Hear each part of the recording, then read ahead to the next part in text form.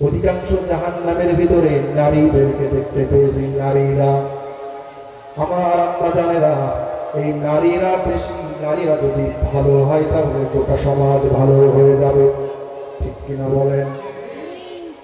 নারীরা যদি খারাপ হয় গোটা সমাজ নষ্ট হয়ে যাবে। ইব্রাহিম আলাইহিস সালামকে তাকে শুলে চড়ানো হলো, শুলে চড়ানোর পর আগুনের ভিতরে ফেলে দিবে, কিন্তু ফেরেশতারা, বড় বড় ফেরেশতা ওই আগুনের শোলাটা ধরে রেখেছেন, লড়াইতে পারে না।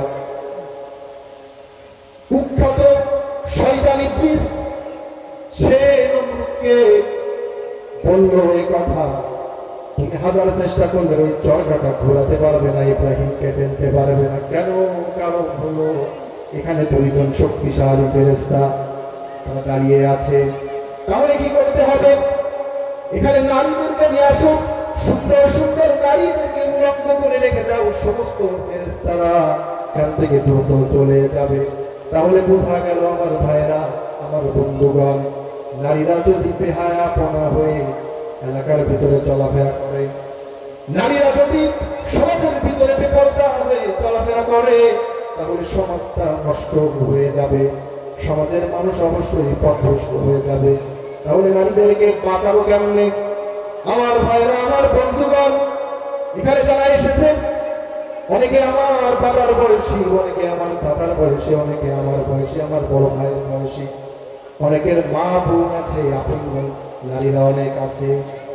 আমরা যদি ভালো হয়ে যাই আমাদের মা বোনগুলো ভালো হয়ে যাবে, ঠিক কিনা বলেন? আমরাই হলাম খারাপ, আমরা তাদেরকে আশকারা দিয়ে থাকি, আমরা তাদেরকে বলি যাও যাও তোমরা, তোমাদের মনে যা চাই তোমরা তাই করো।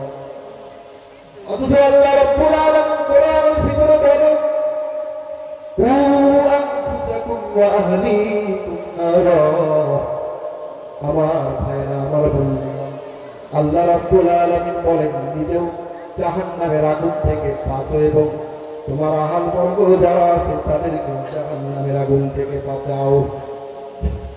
নিজে নামাজ পড়তেছি, লম্বা দাড়ি রেখে দিয়েছি, বছরে 5 বার উমরা করে থাকি, দান করি, সদকা করি, সব জায়গায় আগে আগে, কিন্তু নিজের আহাল, নিজের আত্মীয় স্বজন, নিজের আপনজন, নিজের কন্যা সন্তান, নিজের স্ত্রীদেরকে বাজারে পাঠিয়ে দিই বেপরদা করে।